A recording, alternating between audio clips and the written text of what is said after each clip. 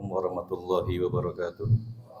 Bismillah, alhamdulillah, wassalatu wassalamu ala rasulillah wa ala alihi wa ashabihi wa mawalah, amma ba'du. Puji syukur hanya milik Allah, salawat dan salam semoga tercurah terlimpah untuk Rasulullah sallallahu alaihi wasallam. Hadirin kaum muslimin yang dimuliakan Allah, kita akan melanjutkan kembali bergeser kemarin membahas tentang bagaimana karakter orang yang bertakwa itu, apa yang ditempuh untuk menjadi orang yang bertakwa. Jadi dari mulai kemarin dari ada berapa kemarin tuh? 4 meren. Satu, ya ayuhan nasu ubudu rabbakumul ladzi khalaqakum wal ladzina min qablikum la'allakum tattaqun. Satu, proses ibadah. Satu, ikhlas karena Allah. Kemudian ibadahnya ada mahdhah, ghair mahdhah, dan selanjutnya. Kemudian di ayat selanjutnya, walakum fil qisasi hayatu ya ulil albab la'allakum tattaqun. Kisah hukum kisos itu akan mendorong kalau kita memaknai hukum kisos kemudian dijadikan sebagai referensi kita, maka akan menjadikan karakter yang bertakwa. Yang ketiga adalah ya ayyuhalladzina amanu kutiba alaikumus syiyam kama kutiba alal ladzina min qablikum la'allakum tattaqun. Puasa Ramadan itu mampu membentuk pribadi karakter yang bertakwa. Yang keempat, wa anna hadza sirati mustaqima fattabi'uhu, mengikuti jalan Allah, hanya satu-satunya jalan Allah yang bisa mampu membentuk karakter manusia menjadi orang yang bertakwa. Jadi ada empat materi yang mampu membentuk karakter orang yang bertakwa. Setelah mampu membentuk orang yang bertakwa, karakter yang bertakwa, maka orang yang bertakwa itu ketika menerima informasi, ketika menerima aturan dari Allah berupa Al-Quran, itu disampaikan di awal-awal surat Al-Baqarah. Jadi surat Al-Baqarah ayat ke-1-nya ini harus dipahami ya. Harus dipahami begini. Jangan gagal fokus nanti salah lagi memberikan penafsiran. Alif Lam Mim. Alif Lam Mim itu adalah ayat, disebutnya ayat mutasyabihat. Ayat mutasyabihat. Alif Lam Mim Toha, Alif Lam Ro, Alif Lam Mim Ro Kaf Ha Ya Ain Shad, Alif Lam Mim Shad, itu disebut ayat mutasyabihat. Ayat mutasyabihat itu ayat yang tidak bisa ditafsirkan begitu saja. Kalaupun mau menafsirkan ayat mutasyabihat, itu harus mempunyai ilmu yang mumpuni. Para ulama sendiri, ahli tafsir yang pandai menafsirkan Al-Quran itu, mereka banyak dari mereka yang tidak berani menafsirkan ayat-ayat mutasyabihat ini. Alif Lam Mim, Alif Lam Ra, enggak berani.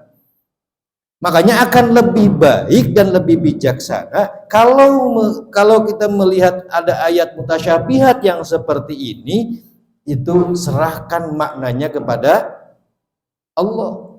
Jadi Allah lah yang tahu. Wallahu a'lam bimuradi. Allah yang tahu maksudnya. Wallahu a'lam bisawab. Allah yang tahu kebenarannya. Jadi tidak ada. Kalau mau menafsirkan harus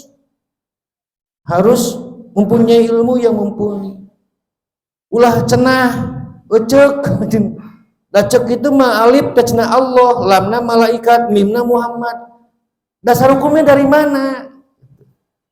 Makanya jangan sembarang bicara mengenai Al-Quran. Jadi jangan sembarangan membicarakan mengenai menafsirkan Al-Quran kalau kita tidak mempunyai pengetahuan tentang itu.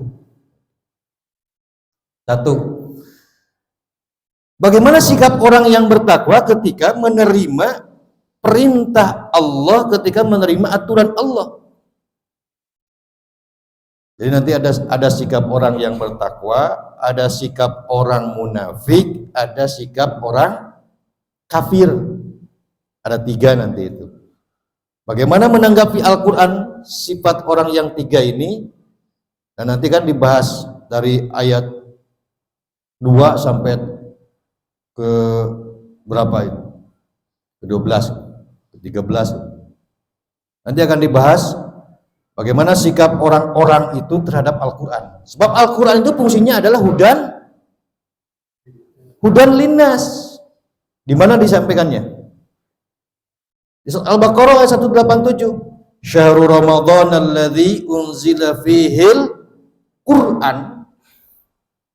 Unzila fihil Quran. Quran. Fungsinya apa? Hudan. Quran itu hudan linnas. Fungsinya mempunyai petunjuk bagi seluruh manusia tanpa terkecuali. Mau blok A, blok B, blok C, blok D sampai blok seberapa itu? J. Seluruh manusia hudan linnas. Sadunya Quran itu berfungsi sebagai petunjuk untuk manusia. Hanya nanti dari seluruh manusia ini tidak semua menyikapinya sama terhadap Al-Quran. Nah, orang yang bertakwa ketika menyikapi adanya Al-Quran, ini di surat 2 Al-Baqarah, Dzalikal kitabu, Al-Quran itu, ini Al-Quran. Al-Quran itu la raiba, tidak ada lagi keraguan, la syakka, tidak ada keraguan bagi orang yang bertakwa itu, fihi, dalam Al-Quran, hudan, menjadi petunjuk bagi mereka, bagi orang yang bertakwa, lil muttaqin. Al-Quran itu memang betul-betul dijadikan sebagai petunjuk. Hanya orang yang bertakwa saja yang betul-betul menjadikan Al-Quran itu sebagai petunjuk. Makanya kalau orang yang bertakwa itu menjadikan Al-Quran sebagai petunjuk, balasannya itu luar biasa.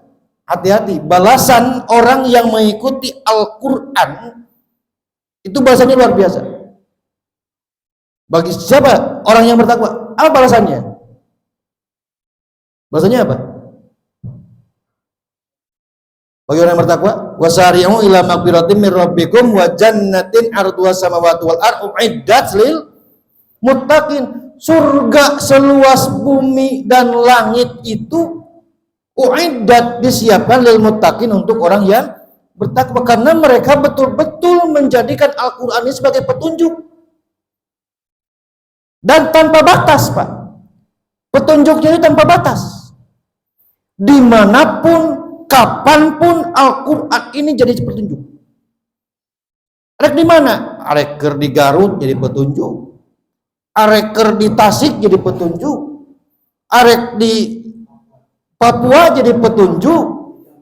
Arek di Jambi jadi petunjuk. Arek dimanapun jadi petunjuk Al-Quran ini. Dimanapun dan kapanpun. Kapanpun, Pak. Rek musim paceklik jadi petunjuk Al-Quran. Rek musim panen jadi petunjuk. Rek musim kampanye jadi petunjuk Pak Al-Quran mah. Ngan salah na urang mah, Al-Quran itu dijadikan sebagai pendorong untuk memenangkan satu kelompok. Jangan. Atau ini mah tidak boleh Pak, ayat Al-Quran ini dikeluarkan sebab sekarang musimnya kampanye, nanti ada yang tersinggung. Awas Pak, hati-hati, itu bisa jadi pelecehan terhadap Al-Quran. Kalau orang yang memilah-milah Al-Quran pada satu tempat, temenang ya mah, enak ke politik, khususnya bisa anu kasinggung, itu pelecehan Al-Quran Pak, hati-hati. Maka kalau orang tidak memahami Al-Quran, jangan sembarangan berkata. Itu bisa pelecehan itu. Kita kan tahu, kalau Rasulullah, kata Rasul kan begini, Taroktu, aku tinggalkan fikum, kepada kalian semua, amro ini dua hal. Kata Rasul, aku tinggalkan dua hal. Lantazillu, kalian semua tidak akan tersesat abadan selamanya, ma intamasaktum, selama kalian berpegang bihima, kepada keduanya. Apa itu keduanya?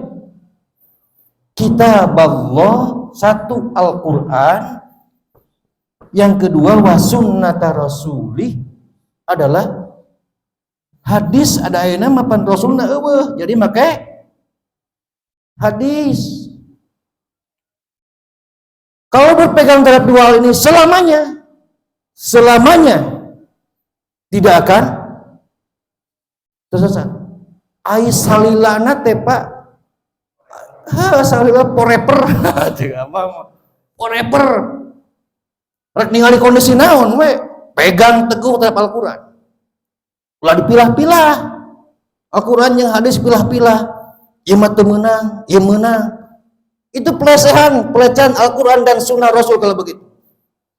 Yang lebih sadis lagi, orang itu menjual Al-Quran demi memenangkan kelompok satu kelompok. Itu lebih pelecehan lagi. Kecuali kalau orang tidak punya kepentingan, saya menangkan Al-Quran karena kondisinya memang seperti ini. Apa yang saya jelaskan? Kondisinya seperti ini. Jadi Al-Quran jadikan pegangan teguh bagi orang yang bertakwa itu, dimanapun, kapanpun Al-Quran itu dijadikan sebagai petunjuk. Tidak ada ragu bagi mereka, mau kondisi kumaha aing tetap Al-Quran yang sunnah. Itu. Jadi makanya jangan, kalau memahami ini, menanggap positif. Orang yang bertakwa itu, Pak, orang yang bertakwa itu ketika menerima informasi langsung ditanggapi positif. Langsung ditanggapi positif. Apa positifnya? La raiba, aing teu ragu deui. Gitu. Teu ragu deui, Quran teh adalah petunjuk. Begitu seharusnya. Ulah Pak. Keur kampanye, keur politik. Saya mah tidak punya kepentingan kampanye politik. Saya mah bukan jurkam. Apa ini harus jurkam, silakanlah pilih sendiri. Ini adalah Al-Quran. Al-Quran itu petunjuk. Makanya orang yang bertakwa itu dia menjadikan betul-betul positif menanggapi itu. Makanya ketika menerima informasi, ini pelajaran. Orang yang bertakwa itu, karakter orang bertakwa itu, ketika menerima informasi, dia tanggapi positif. Maka ini menjadi contoh. Kalau kita menerima informasi apapun, tanggapi dengan positif. Jangan dengan punya pikiran macam-macam. Ini ada lagi kasus ini masalah masjid. Masjid banyak gelas yang pakai bekas kopi. Bekas kopi kan? Siapa yang nyuci kemarin? Mangganjar. Ada lagi yang komentar, itu bagian Mangganjar. Itu harusnya, masa ini jamaah kok minta kopi sama masjid? Itu kenapa harus pinggirannya negatif gitu? Padahal seharusnya kalau banyak gelas yang kotor, kenapa tidak berlomba-lomba untuk kebaikan? Ya biar saya yang ngerjain. Kan ti urangnya sanglekna, kan urang nyucina. Kenapa bukan begitu? Kan bagus kalau punya pikiran positif. Kalau negatif misalnya gering, Pak.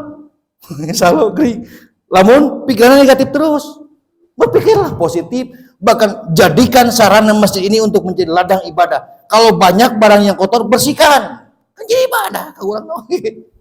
Ulah ditanggapi negatif.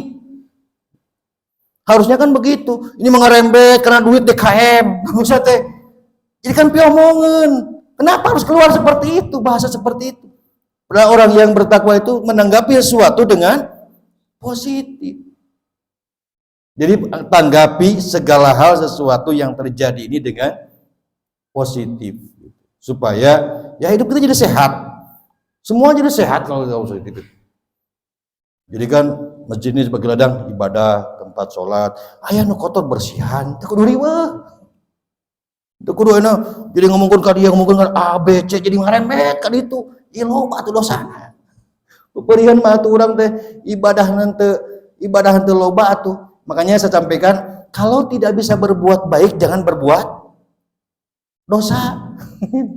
Lamun tidak bisa berbuat baik. Jadi bisa dipahami, tanggapan orang yang bertakwa itu satu menanggapi dengan positif, yang kedua memang betul-betul dijadikan sebagai aturan Al-Quran. Jadikan sebagai aturan pedoman hidup dimanapun, kapanpun, forever. Cek abah mah gitu, forever tanpa batas, gitu. Yuk, orang yang bertakwa ketika menerima informasi dari Allah tentang aturan Allah. Itu saja yang disampaikan. Ya, sokat.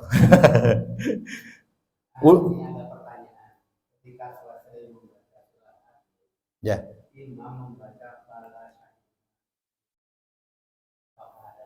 Ya. Yang lain memang itu dianjurkan, apa yang lain tidak tersotoy. Ya.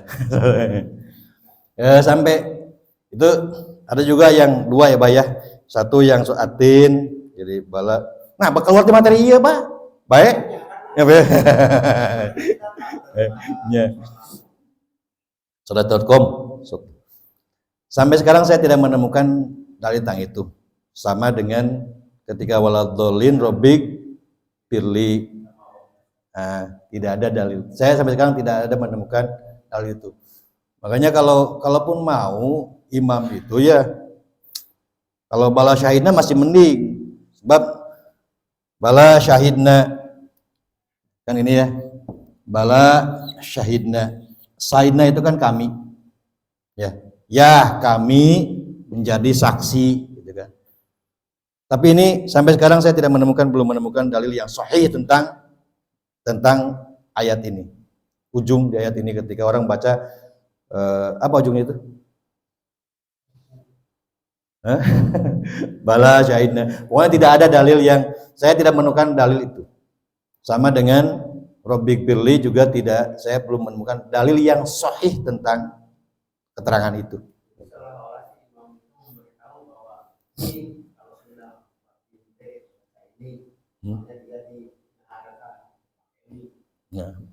Nah itulah makanya kalau mau membaca begitu ya, jadi sebelumnya harus diinformasikan dulu kepada imam dalilnya apa biar jelas. Sebab begini, kalau aturan sholat itu keluar dari jalur yang sudah ditetapkan oleh Rasulullah, kata Rasulullah, aqimis sholata, sholatlah seperti sholatku, seperti aku sholat. Jadi kalau keluar dari aturan sholatnya Rasulullah itu malah menjadi sholatnya kemarin jamaah batal tidak kalau ada di belakang, nah gitu ya. Jadi harus, kalau yang begitu itu harus dikasih tahu supaya makmum tidak bingung juga. Kalau kemarin pertanyaan dari Pak RT ya, Pak Irfan, oh iya ya, aduh saya lupa lagi Pak, lupa Pak Irfan, saya maaf ya, belum ada jamaah. Kalau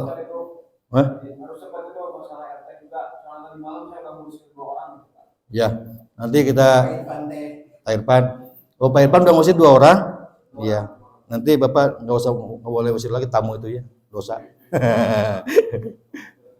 Ya, kecuali damu tidak kecuali. Kalau di Arab itu ya bayah. Kalau di Arab itu sholat itu kan di depan hotel bayah.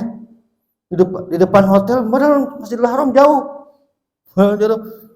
Terhalangnya juga beberapa gedung. Tapi bagi mereka sah-sah saja sholat berjamaah itu. Komun wae di masjid ieu, beda dihareup penuh, enak di tukang saurang. Teu kudu lah ngabetot hareup, geus we sholat dan niatna oge berjamaah, Allah yang tahu nilai itu. Nah seperti itu Pak ya. Jadi sampai sekarang saya belum menemukan dalil yang sahih tentang itu. Itu kan kalau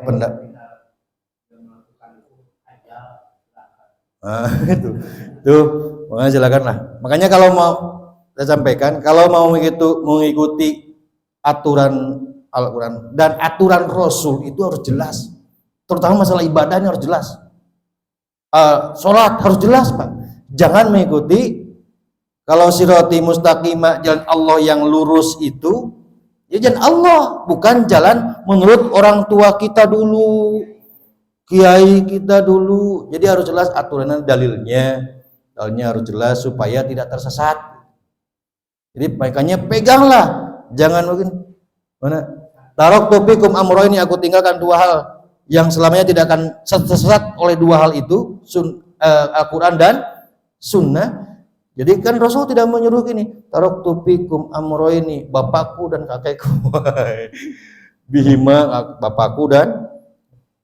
Jadi itu ikuti saja aturan dari Allah, maka keduanya tidak akan tersesat. Itu Pak ya.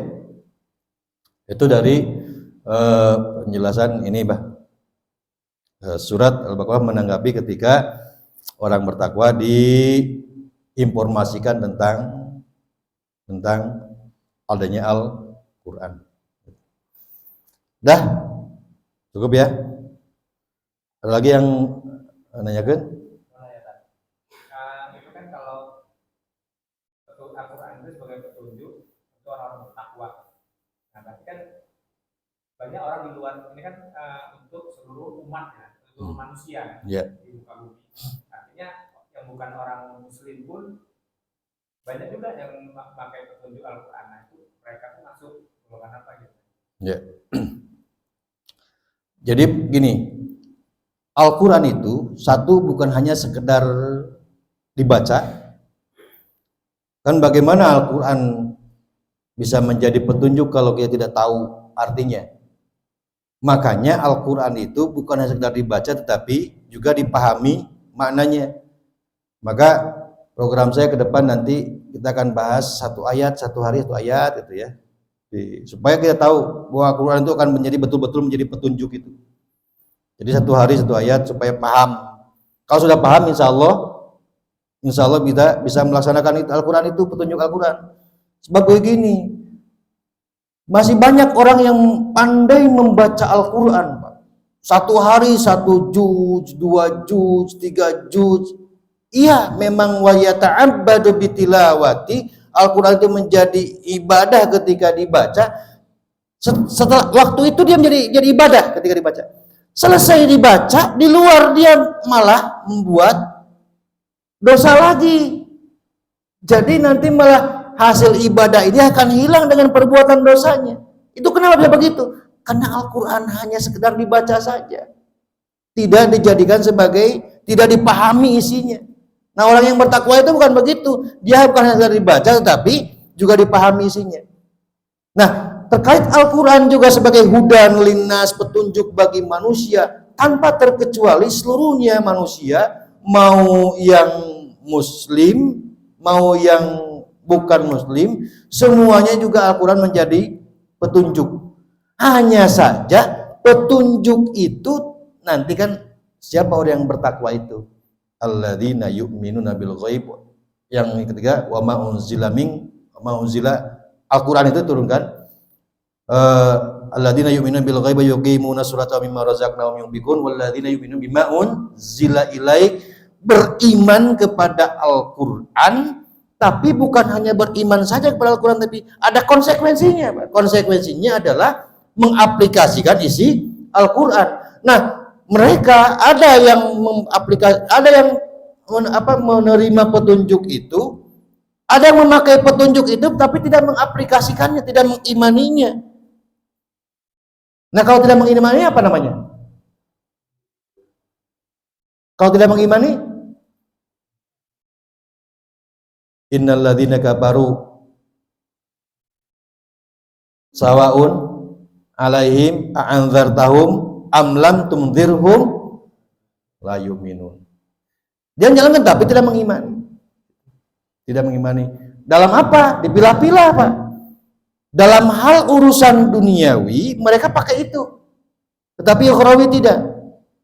Akhirnya apa? Akhirnya mereka maju karena menggunakan Al-Qur'an. Petunjuk duniawinya saja mereka maju karena menggunakan petunjuk Al-Quran. Kita mundur karena kita meninggalkan Al-Quran. Makanya kalau mau maju ya gunakan petunjuknya melalui Al-Quran. Gitu. Memang udah lintas seluruhnya. Tapi nanti sikap manusia itu kan beda. Nanti makanya akan dibahas. Ini sikap al-muttaqin, ini sikap orang-orang yang kafir, ini sikap orang-orang yang munafik. Nanti akan dibahas satu. Jadi bagaimana sikap seluruh manusia itu menghadapi Al-Quran. Oke, itu aja ya. Saya sampaikan pagi ini. Mohon maaf ada segala khilafnya. Bismillahirrahmanirrahim. Wassalamualaikum warahmatullahi wabarakatuh.